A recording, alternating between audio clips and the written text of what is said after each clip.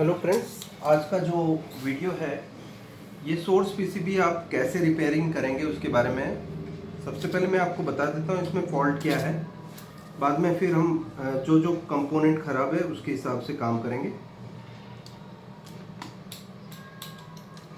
ये मैंने कंटिन्यूटी में रखा है और ये जो फ्यूज़ है, फ्यूज़ के दोनों एंड पे कंटिन्यूटी बता रही है, दैट मीन्स फ्यूज़ ओके है। उसके बाद यहाँ पर ये Z1 नंबर का एक कंपोनेंट है जो कि कॉइल है। सो यहाँ आप देखेंगे ये ओपन है, फिर यहाँ से कंटिन्यूटी कॉइल में जा रही है और इस कॉइल से डायोड में, और डायोड आईसी के साथ भी कनेक्टेड है। ठीक है।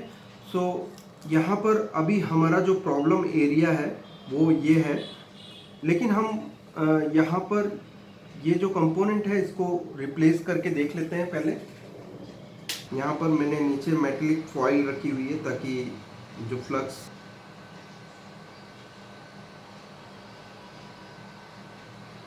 तो ये कंपोनेंट हमने निकाल लिया है।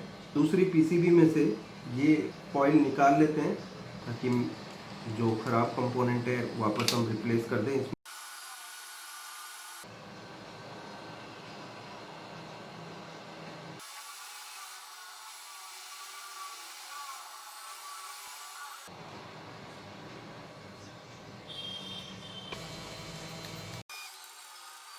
हम कंपोनेंट रिप्लेस कर चुके हैं। अब चेक कर लेते हैं कंटिन्यूटी। सो यहाँ फ्यूज़ से हमें इस कॉइल पे कंटिन्यूटी मिलनी चाहिए जो कि अब मिल रही है, और हम ग्राउंड से भी चेक कर लेते हैं। ग्राउंड से कोई कंटिन्यूटी नहीं है, दैट मीन्स शॉर्टिंग नहीं है अभी इस लाइन में। अब हम डायोड टेस्ट कर लेते हैं।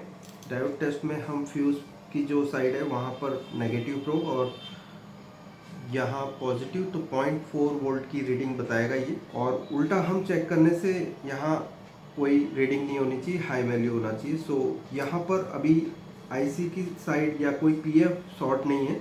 अब हम इसको पावर देके चेक कर लेते हैं कि क्या ये बोर्ड सोर्स पीसीबी जो है वो ओके हुआ है या नहीं।